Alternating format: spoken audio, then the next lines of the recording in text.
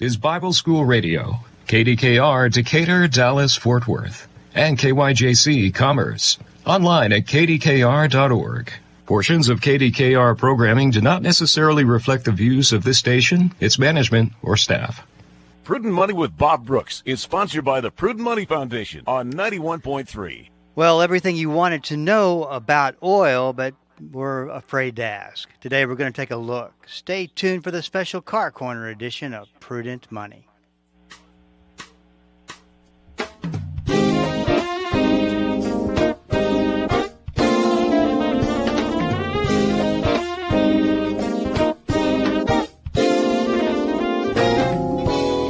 Good afternoon, this is Bob Brooks, and you are listening to the special Car Corner edition of Prudent Money.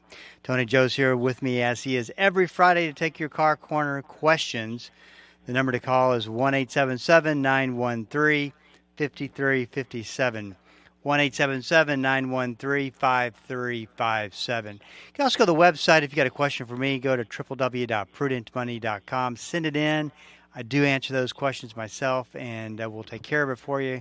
Just go to prudentmoney.com. You'll see the banner at the top. It says Ask a Question, and send it in. We'll get you taken care of. 1-877-913-5357. You know, Tony Joe, through the years, we've talked about changing your oil more than a handful of times. Probably the one piece of advice that you give, and you give many times over throughout the year. And, the interesting thing about going through that process of changing your oil is it's really not that big of a deal, but it's just kind of a hassle. It's that one more thing you got to put on your to-do list that you have to go deal with. And then you find, then you're always wondering, well, is it going to be more expensive? Are they going to try to upsell me? You hear some of these stories from some of these places that you can go to. Talk a little bit about the pros and cons of changing your oil versus not changing your oil. Start with the benefits that you get of changing your oil. Benefits would be as follows: better fuel economy, less wear and tear on the engine, meaning longer engine life expectancy, better performance. That means more pep, more get up and go, less pollution, less problems with state inspection passing it. There's also the fact that you probably will end up with fewer oil leaks. Let's say you're a guy that keeps your car 300,000 miles. You're changing that oil every 5,000 miles, you're going to end up with fewer problems overall, including oil leaks. Oil leaks we can get into that sometime if you want, but oil leaks can stem from not changing the oil and a buildup of nasty sludge that causes all kinds of problems, including leaks. So there's quite a number of advantages to changing your oil. You don't see them, though, Bob. That's the problem, is how do you measure something that, if it never goes wrong, how can you appreciate it? You just have to understand the technology and understand that I have no dog in the hunt. If you don't change your oil, or if you do change your oil, it doesn't matter to me. But I'm advising you to change your oil on time, keep it changed on time, and you will benefit in the long run. You just won't. It's one of those things. You just won't know it. You know. Yeah, what sticks out in my mind, you've told this story a couple of times through the years. I think a car pulled into your garage was 10 years old or something like that, and it hadn't changed the oil. And does this story ring a bell? Mm-hmm. 10 years, and the oil, which is, if you've seen oil, it's liquid, was sludge. Yep. And I can only imagine, just thinking of that visual, of how many things they're supposed to be smooth flowing through the whole process of your car. Right. It's just clogging up stuff. Right. And it's interesting because, you pull the drain plug out and you can at least visualize It's like a slushy, isn't it? Well, it doesn't even run. It doesn't even come out. It's like liquid goop. Like How do you get all that out of the system of a car? what I did, now I don't know how others do it, but when I saw that, I really didn't have much hope. But it was funny. I want to just reiterate something about that. It didn't have any knocking. It didn't have any noises. It didn't have any oil pressure light on. It didn't have any symptoms of anything wrong. But it was nasty. That is wild when you think about that. Right. Because you could just think if you don't really check the oil when you buy a car, and it could be it could be the worst case scenario. Right. I just kept adding fresh oil and letting it soak. And I added some transmission fluid because that's highly detergent, and that will cut through a lot of the sludge. And I just kept adding some transmission fluid and some oil and kind of let it soak in and dissolve all that sludge until it would finally at least drain. So how many cans of oil did you go? Do you think, or containers of oil did you think you went through? Oh, I don't know. Not many. Not many. 3. Mm-hmm. But anyway, the point is we got it to liquefy somewhat, and then we took the filter off and we drained the oil as best we could, and then we left the plug and the filter off and even put a little bit more oil in there to kind of let it wash down all the return ports and into the pan and get some of it. But you're not going to get anywhere near all of it out of there. No matter how many quarts you pour, it's going to carry the same path of flow, and it's only going to clean that area. So we did an oil change on it and put a new filter on it and started it up, and it had no issues, but I promise you it didn't go without issues. I mean, something like that is pretty much a death sentence. That engine is not going to last long, but it was the person's fault. They knew they didn't change it. They didn't bother to take the time to do it. They knew how important it was. So best of luck, and we got it changed, and it didn't have any problems, and it seemed to run okay when it left. But 6 months later, I'm sure that motor probably was not running anymore. I mean, it couldn't have been. The parts were so worn. I'm sure the bearings, the chain, the timing chain, stuff like that had to just be pretty much on their last leg when we changed the oil. So a case like that is, too late. You cannot just change the oil and expect everything's going to be okay again. You don't get that chance to start over. Once you get off schedule on it, that's when things start to go south. So let's say that you are changing the oil had been changing the oil every 5,000 miles, let's just say. Okay. How many miles do you think that you could go, but let's say that you might go before you start to see a problem like that? Well, you think you can get 10,000 miles and see a problem, or another? If you change your oil every 5,000 miles and keep it on a schedule of around every 5,000 miles, then you won't see a problem like that. Right. But the chances are 99 to 1 you're not going to see a problem like that. How long would it take to see a problem like that? Like, how long without changing it? Yeah. Before it gets like that? Yeah. Miles. Oh, I probably would guess 12 to 20, somewhere in there. 12,000 and beyond is really taking an awful chance. Right. Yeah, that's not a good thing to practice. That is not something that I advise anybody to do. I don't know that today's cars could do it anyway, Bob. This was an older cast iron block back in the 80s when they made engines a little bit heavier duty. Nowadays, the lightweight engines, due to the thinner metal, trying to save weight for fuel economy reasons, thinner bearings, thinner everything. I don't think an engine today could take that kind of abuse. I think it'd be... So you think it would quit way before? Well, it would probably throw a rod or make some kind of... some detrimental problem would happen to it where you'd have to replace the engine. So what would be interesting to know is if you were in the habit of changing your oil every 5,000 miles, go back to that as an example. Okay. You changed it at 20, so we're supposed to change it at 25, didn't do it. Was supposed to change it at 30, didn't do that either. It'd be interesting to see how much of a difference between your newer built engines versus your old engines, how long it actually does last. Because Yeah. I think the upside, though, is that you have every warning light in the world going off in cars where you probably didn't back then. Let me say this about that, Bob. You're right in a way. However, the problem that will stem from you missing a few oil changes in a row will not occur immediately. It will occur a year from now, maybe 18 months down the road. That's soon, huh? You're just driving down the road, and all of a sudden, for no reasonable explanation that you can come up with, internal engine problem, really big issue, probably going to need a new engine. Well, my neighbor has a car just like mine, and hers never did that, and it's got the same amount of miles on it. Well, it's because you missed a few oil changes, and it took its toll. That's why we are so big on oil changes.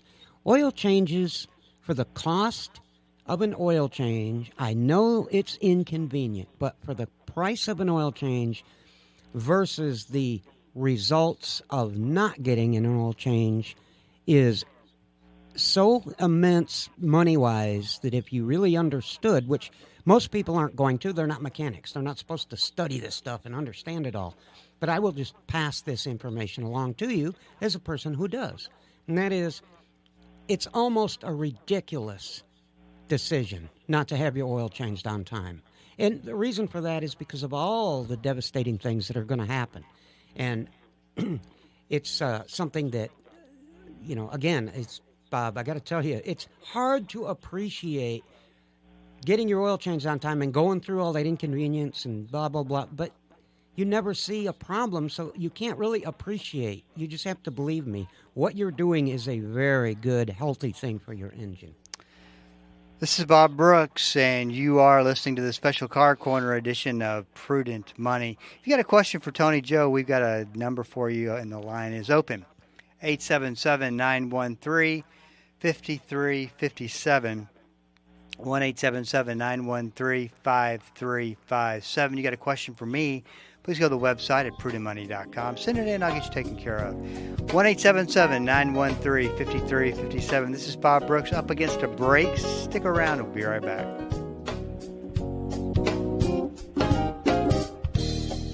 The Word for Today is excited to announce the new official online home for the ministry of Pastor Chuck Smith and Kay Smith, pastorchuck.org.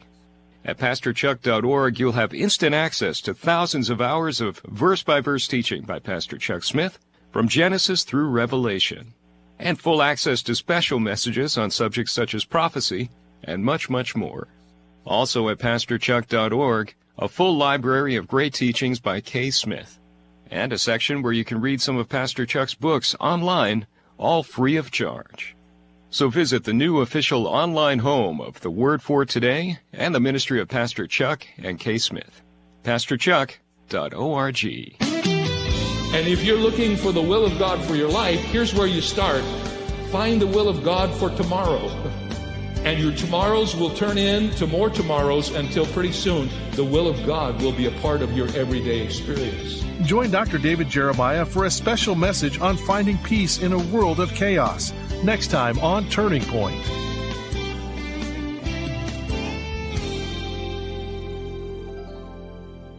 Hi, this is Kirby Anderson with the Point of View Radio Talk Show. I want to invite you to listen to our program on KDKR from 1 o'clock to 3 o'clock p.m. Monday through Friday. We look at various issues from a biblical perspective. Our topics range from politics and economics to the Bible, theology, and apologetics.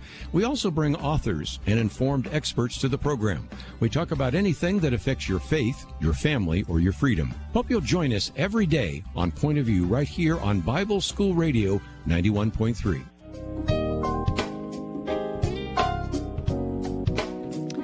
Welcome back. This is Bob Brooks, and you are listening to the Special Car Corner edition of Prudent Money.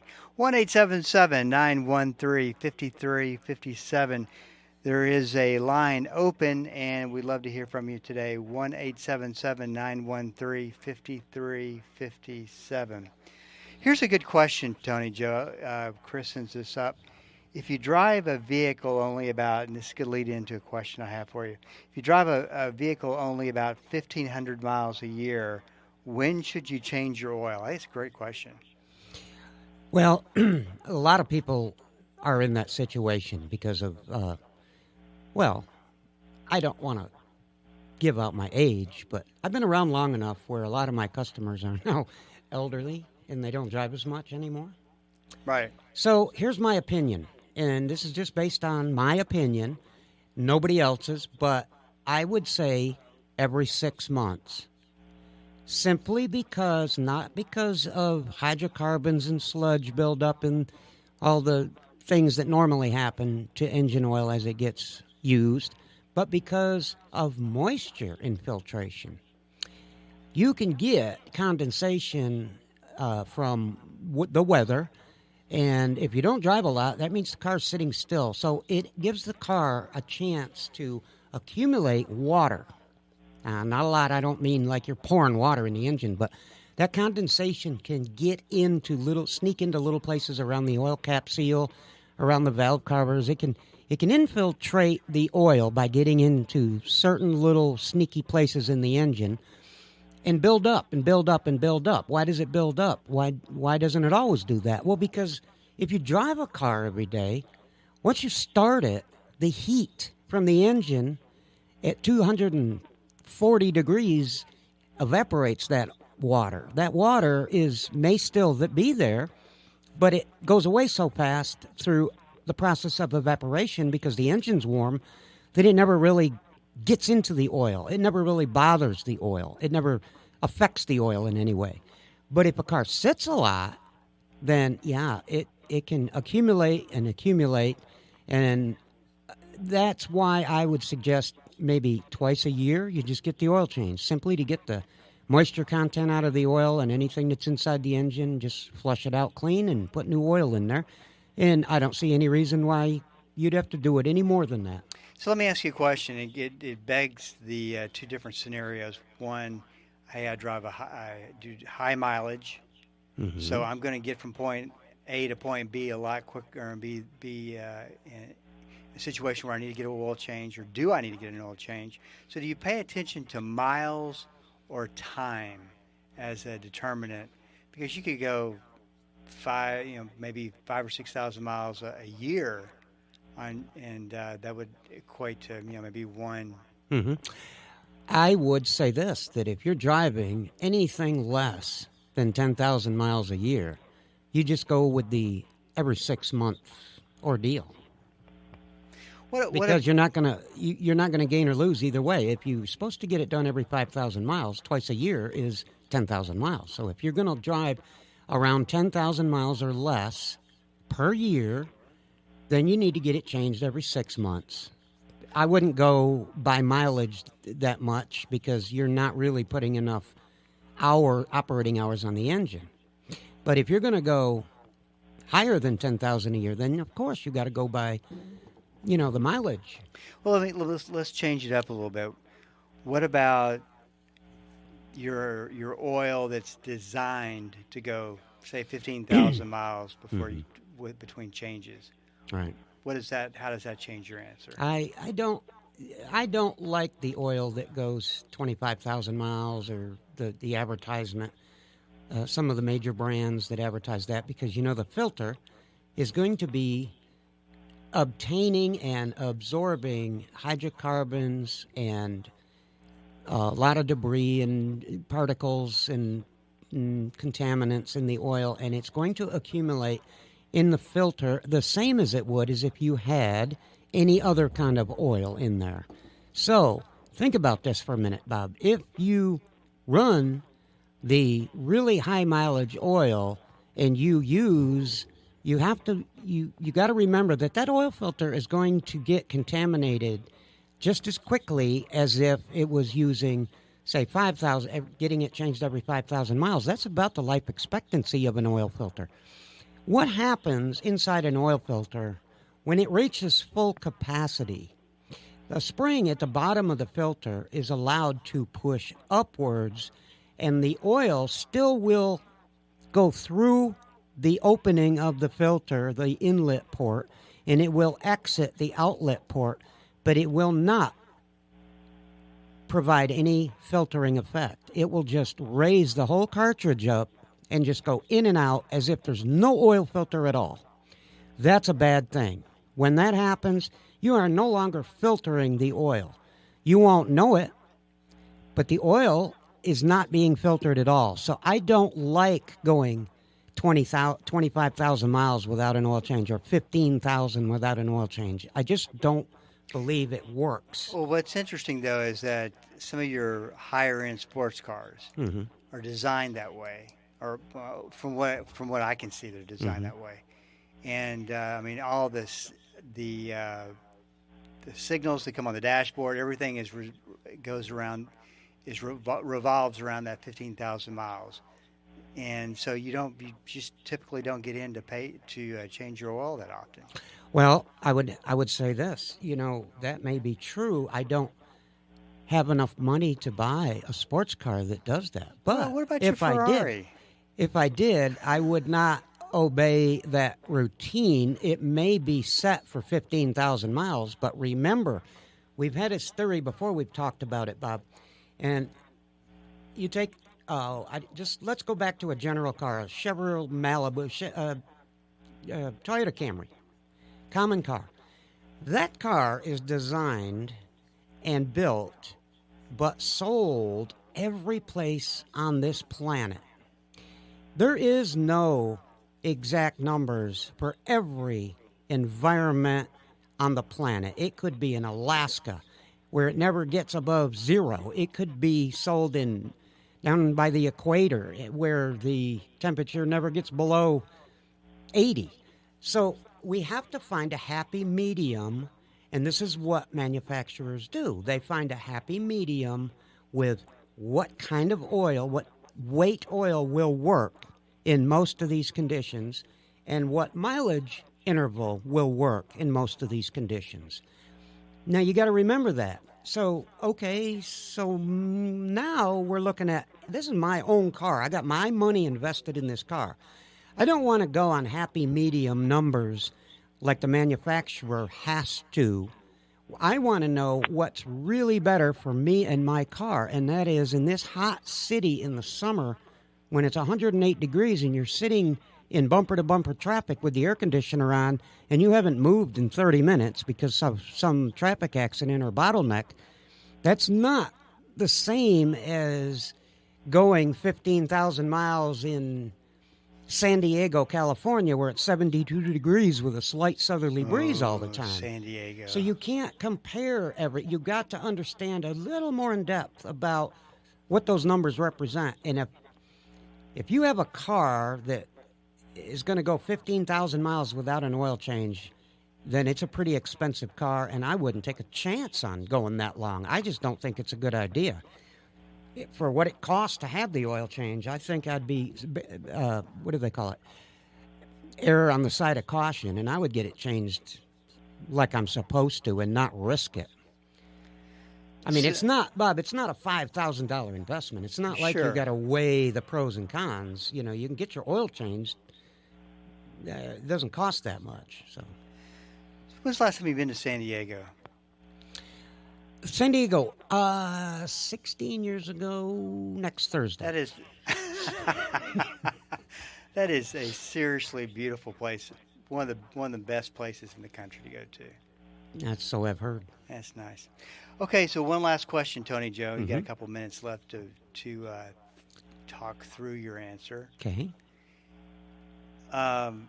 In the state of Texas, how many? What's the answer to how many miles should you go before you change your oil, based on year-round what it's like? 4,000 to 5,000.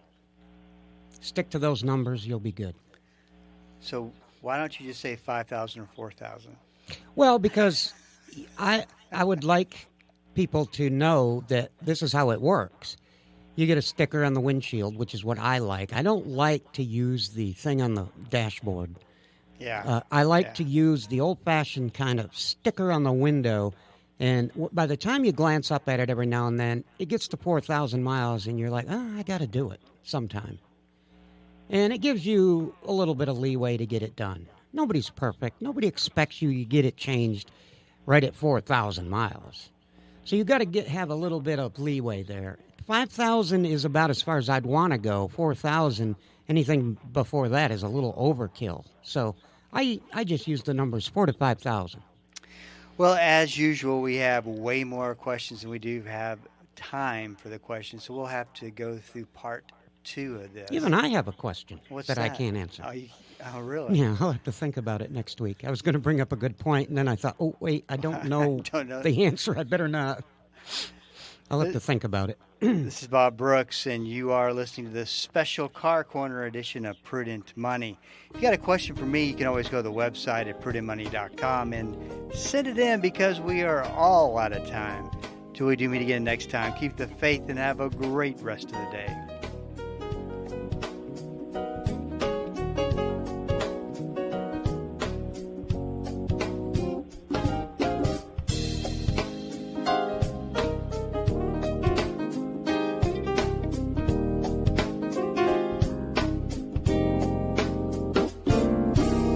That's all the time we have for today. Questions or comments for Bob, or to find out more great information like what you've just heard, visit www.prudentmoney.com. Be sure to join Bob Brooks again for the next edition of Prudent Money.